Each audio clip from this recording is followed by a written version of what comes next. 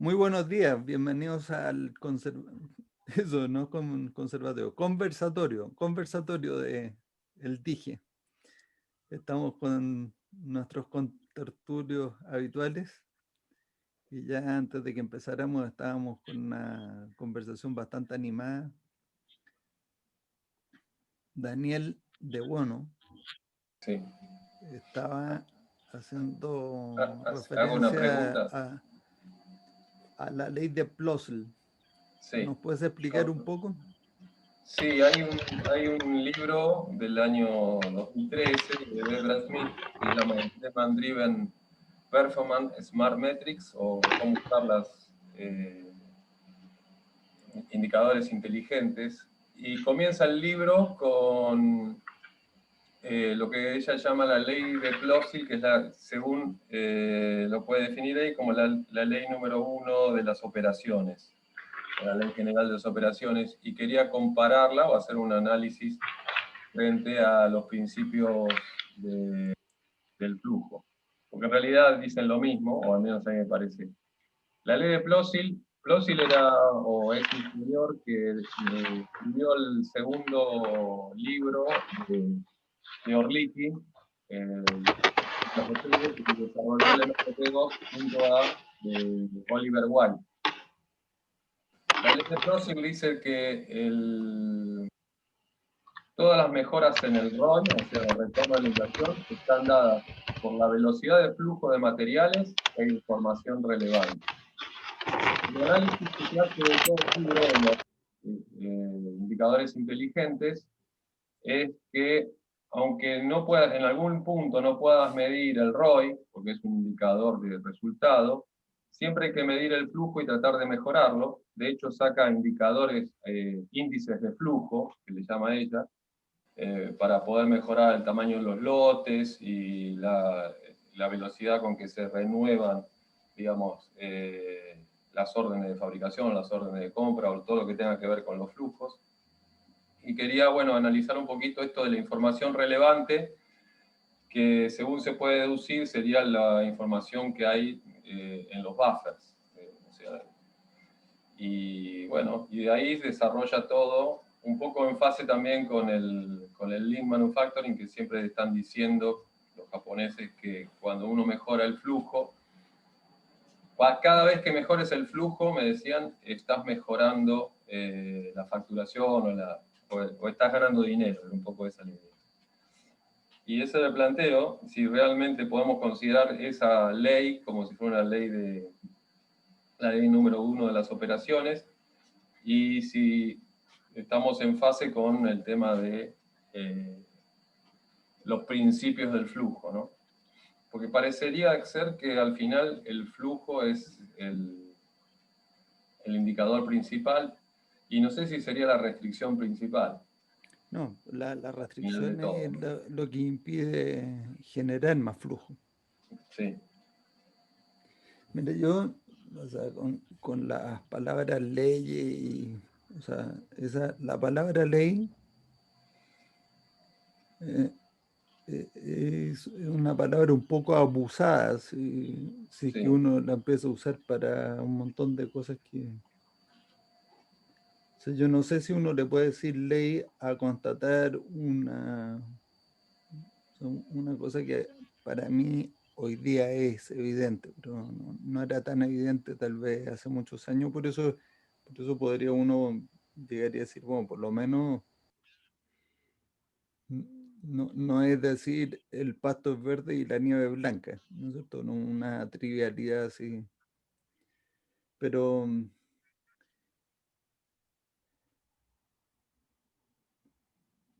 lo que acabas de decir es, la ley de Plosel dice,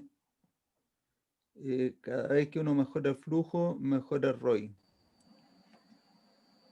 Ya habría que demostrar eso, porque en una de esas, si tú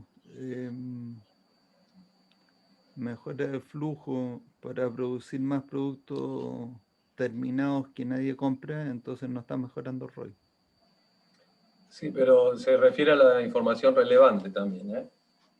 Por Sí, eso, que Y digamos, también se me ocurre, si hago una inversión gigante y mejoro el flujo, tampoco estoy mejorando el ROI.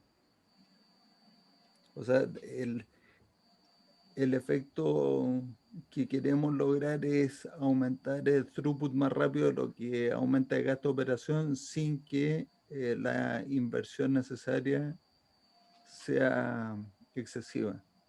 Y en toda esta frase hay varios juicios, o sea, excesivo, ¿qué significa excesivo? ¿Dónde pone uno la línea y eso? Bueno, para eso ya lo hemos conversado otras veces, están las comparaciones, todos los precios son relativos, pues, siempre. El ROI es un precio de capital que yo voy a estar dispuesto a inmovilizar en un negocio. Bueno, yo pienso que yo ofrecí una ley más general que esa y que hace, o sea, y que tú podrías deducir eso que dice Plossel de esta ley que estoy diciendo yo. Yo dije las leyes de los sistemas son tres. Y se me ocurrió decir tres porque como que el tres es como un número mágico, ¿no? O sea, es un número que suena tan bien. Están las tres leyes del movimiento de Newton.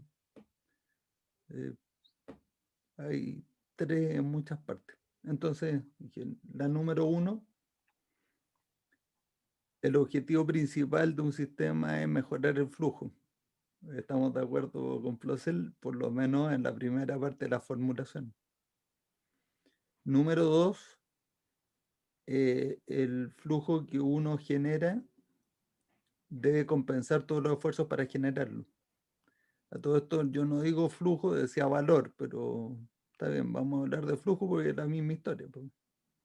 Entonces el valor que se genera debe compensar todos los esfuerzos para generarlo. Ya, aquí en esta segunda, cuando uno habla de esfuerzos, yo estoy hablando de los gastos de operación y de las inversiones necesarias para mantener la operación funcionando. Y la tercera es donde está la clave de todo. La capacidad del sistema para generar flujo es directamente proporcional al grado de sincronización de las partes interconectadas del sistema. Eso para mí es una ley y tal vez podría ser un axioma, porque no a lo mejor no se puede demostrar mucho, pero me parece que una vez que uno llega a eso, eh, ahora viene la pregunta, ¿y cómo hago para aumentar la sincronización? Porque esa pregunta de cómo hago para aumentar la sincronización es más fundamental que la pregunta de cómo hago para incrementar el flujo. Porque incrementar el flujo pareciera que estoy preocupándome de una sola cosa en el sistema. Pero cuando estoy hablando de la sincronización, estoy hablando del sistema como un todo. O sea, hay que ver eso último, porque el flujo también es una cosa sistémica, pero como que me estoy olvidando de los gastos y de la inversión de repente. Pero cuando te dice Plossel, o sea, no es que estoy diciendo está mal, estoy casi totalmente de acuerdo. Digo, como para formularlo y que a uno le sirva de algo. Yo creo que la sincronización a mí me sirve mucho, porque después de ahí yo derivo otra cosa. Digo, ¿y qué cosas hacen que un sistema esté menos sincronizado de lo que podría estar? ¿O cuáles son las oportunidades de sincronizar más? Bueno, si uno identifica cuáles son los síntomas de falta de sincronización y ataca esos síntomas de falta de sincronización y puede eliminarlo, entonces aumenta la sincronización. Y para mí esas son las contradicciones que se producen en el día a día o en el sistema. Y entonces, Hay una palabra ahí que usa Plossil que es la información relevante, ya, que, bueno, porque se está haciendo referencia a los sistemas de información, ¿no?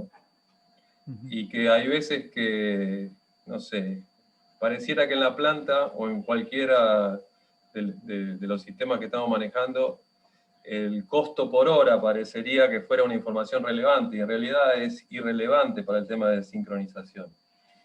A nosotros eso, desde el punto de vista del flujo, no nos interesa, ujú. pero fíjate vos que la El atención gerencial costo está por siempre puesta en hora, eso. el costo por hora calculado como lo que calcula uno en la contabilidad de costos, Claro, claro. Y deja de ser relevante si lo mirás desde el flujo. ¿Relevante para qué? para ¿Cómo? tomar decisiones. O sea, es Claro. que al final, esto es una buena pregunta. Es mi pregunta fundamental es cómo define uno administración o gerencia.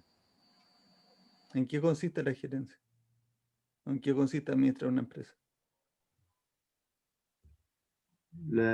Gerenciar es sinónimo de predecir, es poder identificar, O sea, poder identificar. perdone, no me pude aguantar, pero, o sea, la Yolanda Sultana es una gran gerente que tiene una bola de cristal y puede predecir.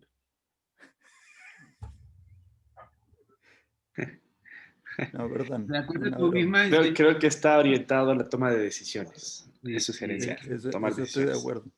de acuerdo a Como decía José tu Armando, que propia lo interrumpí enseñanza, con mi broma mala. Perdón, antes de José de Armando. acuerdo a tu propia enseñanza, gerenciar es sincronizar. Eh,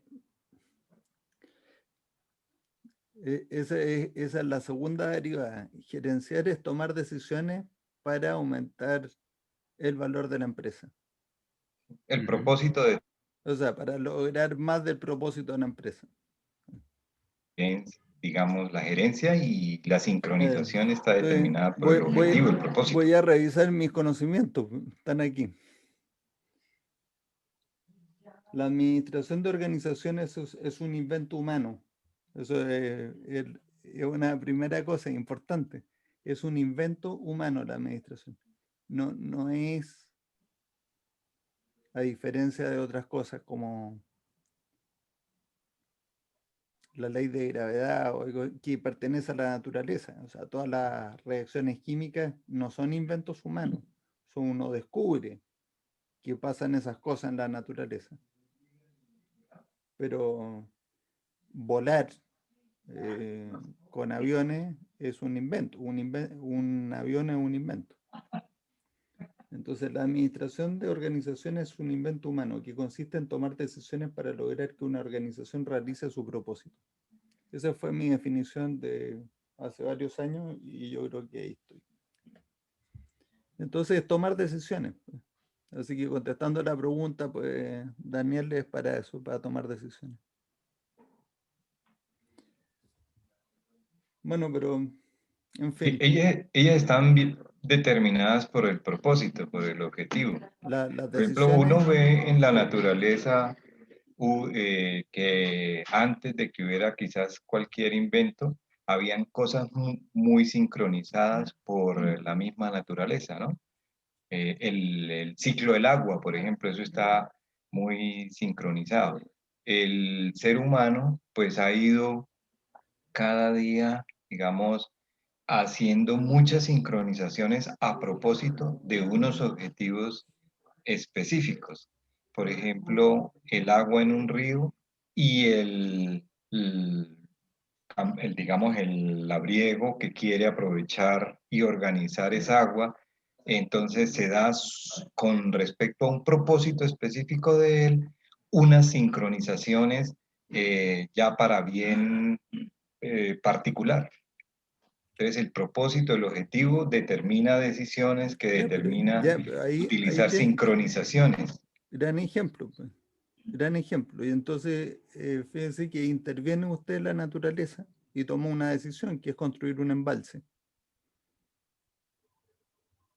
Y al parecer no le está rompiendo el ciclo a la naturaleza, pero en realidad está sincronizando el sistema hídrico, ese subsistema en esa parte particular, para sincronizarlo a los propósitos del labriego, que lo que quería era regar sus campos en toda época, no solamente cuando llueve o cuando trae agua al río.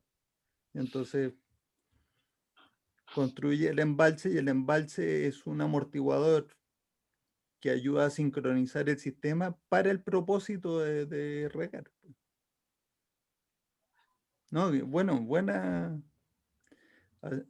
analogía, y así uno entiende cómo usando la cabeza uno puede intervenir y tomar decisiones que mejoran la sincronización. ¿Sí? Al final eso es todo, bueno, para mí. A menos que me lo pueden rebatir o refutar, porque Gustavo Vitar estaba en la campaña de refutarme cosas y ha tenido éxito en una, pero como que se equivocó en un decimal pequeño, ¿no? No estuvimos de acuerdo, conceptualmente estuvimos de acuerdo en que yo había hecho una pregunta que estaba equivocada. Está bien. Pero ya lo corregí. O sea que Bueno, uno lee estos libros y hay convergencia, pues, Daniel. Yo creo que siempre que me hablan de mira el sistema como un todo, mejor el flujo, yo voy a estar de acuerdo, ¿no? A lo mejor no estoy totalmente de acuerdo con las tácticas que se usan, pero no porque piense que eso no va a funcionar. Digo, es que pueden funcionar mejor otras cosas. Porque tú mencionaste eso del Lean Manufacturing. Lo que pasa es que los japoneses no hablan de Lean Manufacturing. De hecho, el Lean Manufacturing, si uno lo mira en internet y lo busca, bueno, por eso es que titulé en este libro, creo que el tercer capítulo dice Lean, el enemigo número 2 de la productividad. Lo titulé así provocadoramente, eso es evidente. Y lo primero que hago en el capítulo es un elogio de el genio del Toyota y compañía, como hicieron que Toyota fuera la potencia que es hoy, que hace pocos años, ya hasta hace pocos años, había tenido el sitial número 1 como fábrica de automóviles en el mundo, y recientemente fue destronada por Tesla en facturación. ¿Sabían eso? Yo no sabía, yo pensaba que Toyota seguía siendo número 1, Tesla es número 1. Impresionante. Bueno, entonces, hablando de eso, me decías tú, ¿y en qué lugar, en qué libro está eso de que si uno reduce el costo unitario, lo que hace es aumentar el costo real? Porque es que eso es una pequeña bofetada, ¿sí, no? A la sabiduría popular, si uno quiere, o lo que creen los gerentes.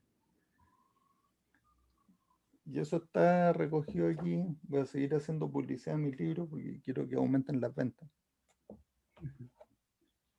Aquí tienes un mercado de 6 personas. 5, yo Aquí ya lo entre los compré. contertulios creo que todos lo tienen, pero aspiro a Estarán todos. estos programas en YouTube los ve más gente. Yo no tengo libro. Y sí lo quiero. Bueno, Francisco, vamos a hacer algo para que lo tenga, no hay problema. Entonces Dale tengo la aquí dirección. el mito Lo va a número comprar. 3. El costo unitario mide el costo real, ese es el mito. Entonces aquí es donde parto con este parrafito donde dice Charles Thomas Hongren debe ser el autor más recurrido en contabilidad de costos. Yo usé uno de sus libros en la universidad para estudiar esta materia. Hice una búsqueda y encontré en la 15ª edición de contabilidad de costos un énfasis gerencial. O sea que ese libro, nadie puede decir Dice, es que tú estás confundiendo un libro de contabilidad de costos para contabilizar costos con un libro para la toma de decisiones. Ya no hay ninguna excusa. El título lo dice. Y después uno va al prefacio y lee este libro, se enfoca en cómo la contabilidad de costos ayuda a los gerentes a tomar mejores decisiones. Oye, y ese libro cuesta bastante plata. Está en tapa dura, 15ª edición, durante muchos años. Y lo siguen vendiendo para un montón de universidades y lo siguen estudiando un montón de alumnos que después que se gradúan pasan a engrosar las filas de los que van a ser gerentes en la empresa. Entonces, yo humildemente escribo este librito y voy a empezar con los fish nuggets para contrarrestar eso. Pues. Justamente, yo diría, el 80% de mi esfuerzo va a ser para destronar ese libro. No sé cuál tenemos que poner en su lugar, pero no este, ¿no? Algún otro. Y entonces aquí sigo con el párrafo, o sea, con el capítulo donde dice, me voy a remitir a un ejercicio que presentó Goldratt en otro libro, que es el síndrome del pajar de Goldratt, y que él repitió en vivo centenas de veces. Yo lo vi a Eli hacer eso decenas de veces, no centenas, pero yo sé que lo hizo centenas o tal vez más de 1000 veces. Y yo creo que él lo hizo más veces que yo y yo sé que yo lo he hecho centenas de veces con audiencia. No sé si llevo 200 o 300 veces que lo he hecho con audiencias. Entonces eso me lo sé muy bien, de memoria. Y entonces uno hace este ejercicio. Y el ejercicio le decimos el PIQ. Está en los cursos que hemos puesto en línea, en el DIGE está, en el diplomado. Este conversatorio es parte del DIGE, así que no tenemos que explicar el ejercicio. Pero es un ejercicio que cuando lo he presentado en algunas ocasiones, no muchas, pero en algunas ocasiones, pues sale alguien con conocimientos de optimización matemática y entonces lo que dice es, o sea, primero da la respuesta correcta a la primera. Entonces después, cuando uno le pregunta ¿y cómo lo hizo? Entonces dice, bueno, utilicé el método de programación lineal y con ese método y este ejercicio es bastante pequeño, son una función objetivo con 6 restricciones y pues se consigue el resultado. Y el resto de la sala diciendo, ah, sí, mira, ve, no era tan difícil la cosa. Pues yo ahí le hago la pregunta, pero a ver, ¿cuál es el criterio fundamental hoy para decidir que un producto es más rentable que otro? ¿O cuáles son esos criterios? Y todos están de acuerdo en decir que mayor margen de contribución, que menor costo comparado con el precio, que si el precio es mayor, o sea, todas esas consideraciones. Pero y es que hay que empujarlos a que se den cuenta de la contradicción de lo que están diciendo. Porque con los criterios de rentabilidad que se derivan precisamente de la contabilidad de costos y de los conceptos que están en el Holmgren, a todo esto en el Holmgren, la contradicción es mayor todavía, porque en las primeras páginas dice la máxima utilidad o el máximo beneficio que se va a obtener de una empresa es cuando uno explota al máximo su recurso más escaso. Eso lo dice el Holmgren. Y de ahí en adelante, entonces, se pega un pequeño salto así mortal y aterriza en empezar a optimizar cada recurso por separado. Ya decir que cuando uno reduce el costo unitario, entonces está reduciendo el costo total. Bueno, al hacer todo el ejercicio y enfrentar a la audiencia con el hecho de que con programación lineal sale un resultado y con la contabilidad de costos sale otro resultado, y los tengo que empujar para que me digan, uno o los dos tienen que estar equivocados, ¿cierto? Porque ¿cómo? No pueden estar los dos bien. O sea, no pueden ser los dos buenos criterios. Entonces a alguien se le ocurre decir, es que a veces es la contabilidad de costos y a veces es digo yo, entonces eso no sirve para nada. Porque ¿cómo sabes tú cuándo es una y cuándo es la otra? A todo esto, con programación lineal el resultado sale correcto siempre. Y hemos hecho ejercicios donde hay restricciones interactivas, donde no es con throughput por unidad de restricción, la tablita, y uno va y toma la decisión. Hay una mezcla de productos de pronto. O sea, cuando hay restricciones interactivas, no está en los vértices del polígono la solución. Está como en la mitad una de las rectas. Y la programación lineal, y si además las funciones son no lineales, entonces las condiciones de Kuhn-Tucker y las condiciones de primer orden y de segundo orden y todo esto, sacando los jacobianos, no los quiero aburrir con eso. Uno saca la solución correcta. Y es la otra, los criterios de contabilidad de costos, donde a veces no y a veces sí. Lo que pasa es que nunca es un buen criterio, nunca un buen criterio. Bueno, y uno puede demostrar fácilmente,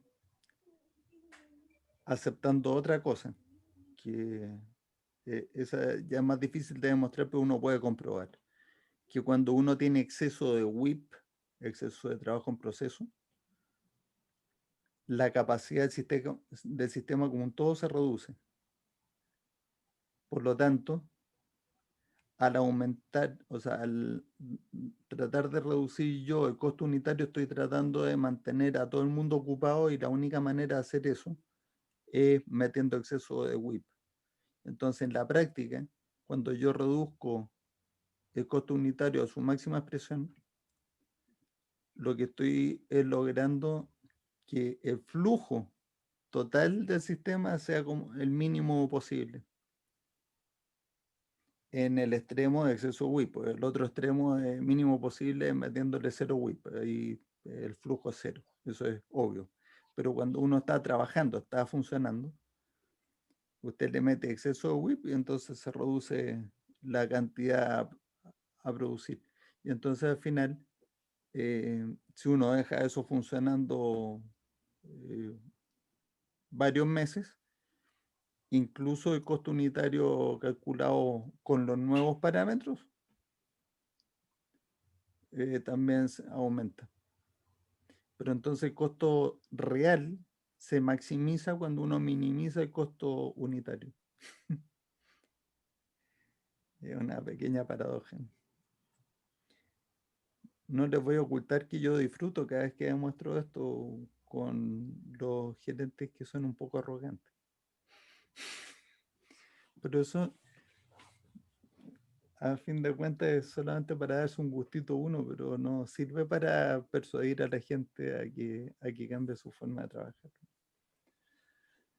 Bueno, ese fue el tema entre la ley de Plosel, Pregunta el costo para unitario, cerrar. eso.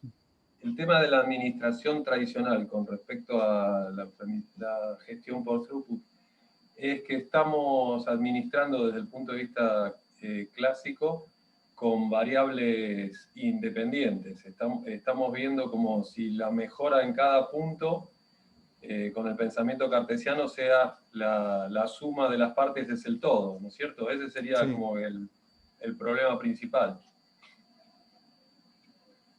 Bueno, totalmente. Mira, hace poco visité una planta que tiene dos partes esa fabricación.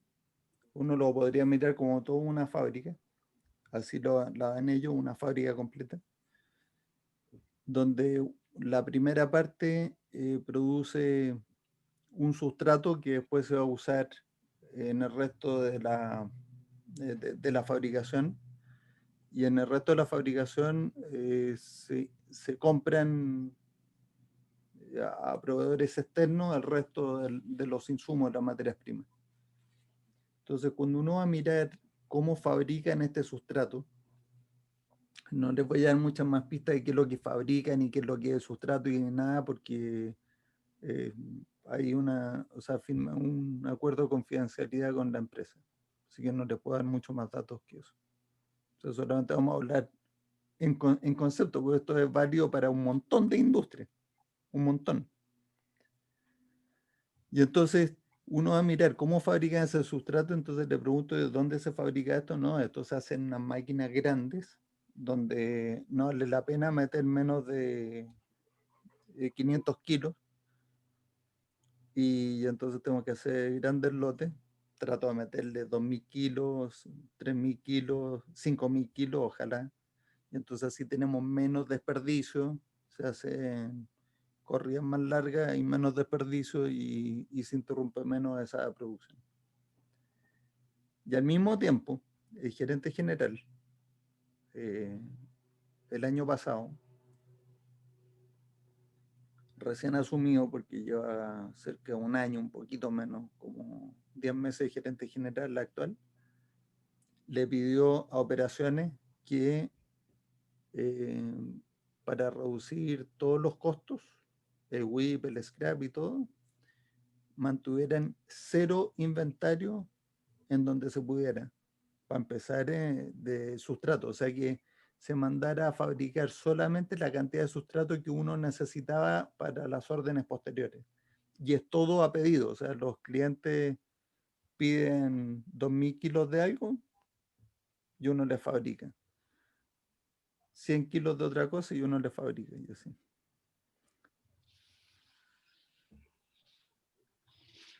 ¿Cómo pueden operar manteniendo 0 inventario de este sustrato? Hay 2 maneras que se me ocurren. Obligar a los clientes con mínimos de compra. Y eso, bueno, a los clientes les produce escozor, porque de pronto necesitan 100 kilos para 5 meses y lo obligan a comprarse 500 kilos. Y entonces ahora han comprado para más de 2 años de consumo, y, y de pronto cambia algún diseño o algo, y gran parte de ese inventario ya no les sirve, o sus ciclos de cambio de producto de los clientes son muy lentos, y o se demoran en sacar el nuevo producto, o tienen que considerar como un costo el desperdicio del producto que han comprado en mucha cantidad. Entonces eso no le gusta mucho a los clientes. Entonces la otra alternativa es que la empresa diga, perfecto, yo no te voy a poner el mínimo de compra, pero vas a tener que esperarme un plazo, porque en ese plazo, mientras yo más largo sea el plazo que le pongo al cliente, mayor probabilidad tengo de que me entren pedidos que usen el mismo sustrato, entonces puedo consolidar una producción del sustrato famoso. Y entonces estoy alargando los tiempos. Eso obliga a nuestros clientes igual a comprar para hacer inventario, pero ya no es 2 años, pero igual tienen que hacer un inventario que tiene efectos menores que la otra cosa, o sea, que el otro efecto, pero igual es bastante molesto. Entonces yo fui a una reunión a esta empresa, y después de que escuché 2 horas las explicaciones de cómo se fabricaba todo, yo dije, bueno, ustedes saben que yo estoy aquí para decir cosas que, o sea, no decirles que lo están haciendo todo muy bien, ni tampoco que les voy a mostrar cómo hacer mejor lo que ya están haciendo, sino que lo que voy a hacer es cuestionar las razones de por qué hacen lo que hacen. Entonces, en primer lugar, ¿por qué quieren mantenerse el inventario de ese sustrato? sino porque con eso reducimos el desperdicio, reducimos o sea, la inversión o el gasto. Entonces yo hice una pregunta de esa inocente. Van a tener que fabricar en el año todo lo que se necesita para las órdenes que van a entrar en el año igual, ¿cierto? Sí, por supuesto. Y cuando están tratando de reducir todo el desperdicio y todo, tienen que esperar a que se junte una cantidad grande. Dicen, no, no tenemos que esperar a que se junte una cantidad grande. Porque lo que hacemos es que entra un pedido de 100 kilos, hacemos 500, usamos 100 y guardamos 400. O bueno, pero ¿de dónde quedó entonces el objetivo de cero inventario? Dice, no, bueno, pero es que no podemos ser tan inflexibles. ¿Cómo vive la gente con las contradicciones en la cabeza y no les importa nada, man? Y yo yo le digo, vamos a ver. A mí me parecía buena idea hacer inventario. Pero ¿qué tienes que hacer para lograr ser inventario? No, todo lo que tengo que hacer para lograr ser inventario es inaceptable. Entonces a lo mejor no es tan buen objetivo para todo el sistema ser inventario ahí. Entonces, ya que estamos aceptando que vamos a juntar inventario, hagámoslo estratégicamente. ¿Cuántas referencias distintas de ese sustrato fabrican para las órdenes en el año? Eran más o menos 200. ¿Y tienen espacio para almacenar de las 200 una cantidad de kilos? De hecho, tenemos almacenadas. Dicen. Ok.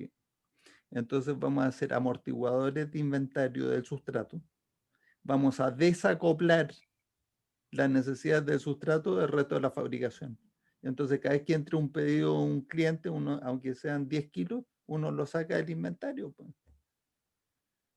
Y lo que hacemos es que ahora los ciclos de fabricación de uno sean distintos a los ciclos de fabricación de otro.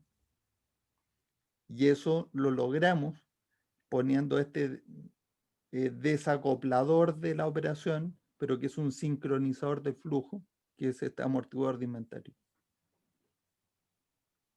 No, eso lo intentamos hacer con amortiguadores de teoría de restricciones, con la frecuencia fija, usando los colores para mantener los niveles. No tengo idea de qué me estaba hablando. Entonces no lo intentaron hacer. Intentémoslo hacer. Esto es una operación muy grande. ¿No? Aquí cualquier error cuesta millones de dólares. Entonces pensémoslo bien y lo ejecutamos. Y eso fue la semana pasada. No fue la semana pasada, fue el lunes. Fue el lunes de esta semana. Hace 3 días. O sea que los tengo ahí pensando, a ver si quieren que hagamos el experimento.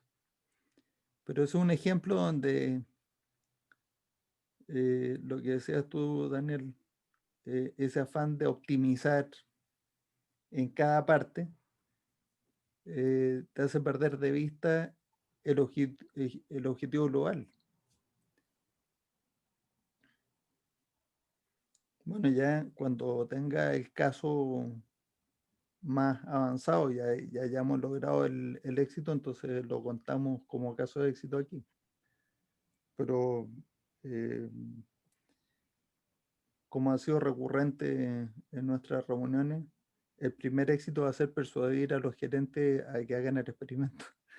Que no es experimento, va a ser experimento para ellos, pero está súper probado. Pues, yo esto lo he hecho varias veces ya en operaciones de más millones de dólares que eso.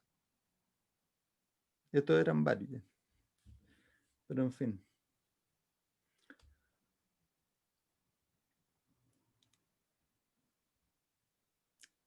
¿Cómo vamos?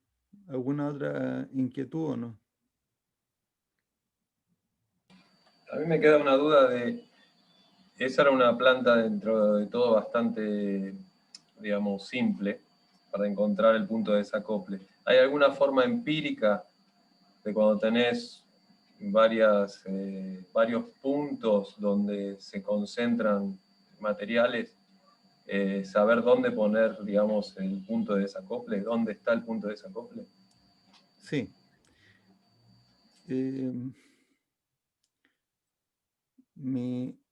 Lo que yo hago es veo cómo es el ritmo, le dicen el tact, ¿no? Los japoneses creo que le decían así, o en Lean Manufacturing, es el tag, el ritmo de fábrica.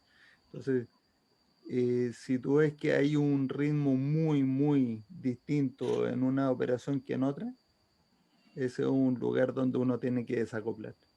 Porque los ritmos muy diferentes lo que hacen es que la sincronización te obliga o a esperar en algún sitio o a construir inventario a la fuerza. Entonces, ya que uno va a aceptar el inventario, como en este caso, porque me decían, no, es que nosotros no esperamos que se nos junten los pedidos, sino que fabricamos una cantidad y el resto lo dejamos de inventario por si acaso. Digo, perfecto. Si eso es lo que están haciendo, es que esto me recordó lo que contaba Eli de cada vez que, o sea, que cuando había escrito estos libros, las novelas, La Meta, No fue la suerte, Cadena Crítica, todo esto, son libros y no es obvio, que no es obvio, son libros que todos empiezan con una emergencia y que esta emergencia obliga a los gerentes a tomar decisiones que no está dentro de lo normal, desde sus reglas normales de operación. Entonces la emergencia te obliga a romper las reglas. En este caso, la regla era cero inventario, pero la realidad te dice, si vamos a esperar, porque no tenemos idea cuándo va a venir otra orden que use el mismo sustrato y aumente la cantidad para mandar a fabricar. Entonces, o rompemos la regla mandando a fabricar menos kilos, o rompemos la regla de los 0 kilos de inventario. ¿Cuál de las dos vamos a romper? Entonces, normalmente rompían el inventario porque decimos, por último, ese inventario lo vamos a usar en el futuro, no es perecible. En cambio, si rompemos los lotes, entonces vamos a tener más desperdicio, y es verdad que tiene más desperdicio porque hay un scrap en cada setup. Y entonces romper la regla del inventario, ya salen de eso, pero vuelven a pensar con las reglas normales o con la regla de cero inventario para la siguiente decisión.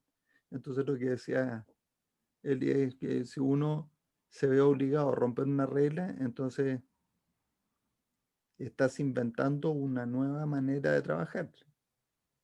Ahora veamos cuál fue el efecto beneficioso de eso. Veamos qué tenemos que hacer para evitar todos los efectos negativos de hacer eso constantemente, y cambiamos las reglas de operación y usamos las nuevas reglas, las que se usaron en la emergencia, porque seguramente esas van a servir también para cualquier otro momento. Entonces, ¿de qué manera uno detecta que es una buena idea desacoplar con inventario? Es cuando el ritmo de una parte del sistema es muy distinto al ritmo de otra parte del sistema. Y hay una tipología en las plantas productoras, según teoría de restricciones, uno puede distinguirlas en 4 tipos. Están las I latinas, que es como una línea de producción de montaje, ¿no? Una cosa. O sea, no necesariamente es por la forma física del layout, es por el flujo productivo de los procesos. O sea, que es una secuencia nada más. Eso es una I latina. Luego tiene las As, que va uno tomando varias materias primas y las va integrando y termina en menos productos.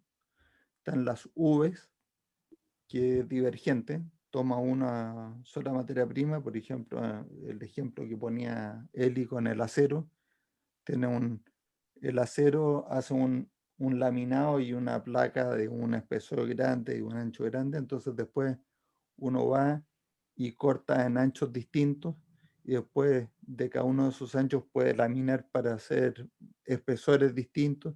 Entonces cada vez que hace alguna de esas operaciones es un punto de divergencia porque es de no retorno. Ahí no, uno no, después de que lo laminaste de 4 pulgadas a 2 pulgadas, no hay manera de volver a 4 pulgadas. No hay.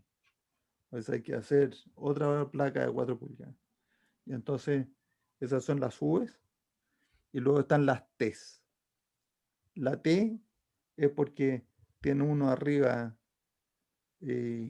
una gran, pero gran cantidad de producto terminado, que es la posible combinación de muchos componentes que uno fabrica en etapas anteriores. Y en las etapas anteriores pueden ser I latina, puede ser V, puede ser A.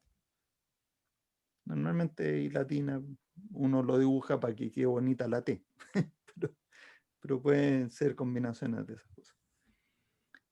Y entonces en las T's, el tema es que, digamos que uno tiene 200 componentes, pero estos son griferías, automóviles, computadoras, todo esto, industrias donde si uno quiere personalizar al máximo el producto, puede decir que un producto es distinto de otro porque le cambié la memoria, o porque le cambié el color, o porque le cambié el procesador más rápido, más lento, porque cualquier cosa en grifería, distintos modelos de grifo con los mismos componentes de abajo, o en automóviles, o sea, ustedes se pueden imaginar. En Cadillac eran, como decía Eric, que eran las combinaciones, como 7,1 millones de combinaciones de posibles Cadillac que se pueden hacer con todos los componentes que se fabricaban. Bueno, entonces uno tiene esta gran cantidad de posibles productos terminados que le puede ofrecer al mercado, que son combinaciones de unos 200 componentes, 1000 componentes, no son muchos componentes, comparado con la cantidad de productos. ¿Qué conviene hacer ahí? ¿Conviene mantener inventario de los productos terminados? Es de locos, de locos. Y el otro extremo es no mantengamos nada terminado, sino que hagámoslo todo a pedido, pero entonces hay que liberar materia prima para fabricar los componentes de un pedido y después ensamblar el producto. Y ese es un lead time más o menos largo. Pero hay una cosa intermedia, pues. La fabricación de componentes tiene un ritmo totalmente distinto al ensamble. Desde que yo tengo los componentes hasta ensamblar pueden pasar muy pocos días. En cambio, desde que libero materia prima virgen a tener un componente pueden pasar muchos días. Entonces ganemos esos días manteniendo inventario de los componentes y después tener una operación de ensamblar contraorden. Y este es un diseño de flujo estándar para todas las plantas TES. Entonces, cuando uno tiene identificado que la planta es T, que tampoco es, o sea, es bastante fácil saberlo, pero a veces pueden haber confusiones y no entender bien si uno tiene una T o no. Pero cuando tiene una T, ese diseño es el más eficiente.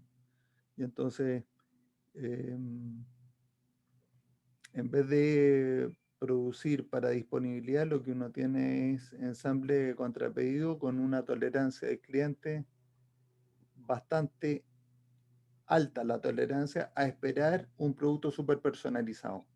Entonces, ahora sí hace una combinación de mantener disponibilidad de 200 modelos, de 7 millones de combinaciones posibles, de 200 modelos más populares que cubren, no sé, el 80% del mercado. Pero el otro 20% que quiere súper personalizado, yo quiero mi auto Cadillac de color verde por afuera y de color naranja por adentro, y con los asientos de piel adelante, pero de vinilo atrás, y con el tablero de madera, no sé, estoy inventando. Lo quiero totalmente personalizado. Dice, bueno, va a tener que esperar 15 días. 15 días para que me fabriquen eso. No hay ningún problema. O sea, yo pensaba que iba a tener que esperar 2 años. O sea que ese es un diseño donde uno toma en cuenta eso que decías tú, Daniel. Considerar, o sea, cómo tomo la decisión de dónde pongo el amortiguador. El amortiguador rompe el flujo. Pero lo que pasa es que yo quiero romper el flujo precisamente para desacoplar un ritmo que es totalmente distinto del otro y hago eh, ¿cómo se llama? Un sincronizador. Porque aguas abajo siempre va a tener lo que necesita y no le interrumpe su flujo, que es donde nos va interesando, que es donde se va produciendo el dinero cuando uno llega al cliente final.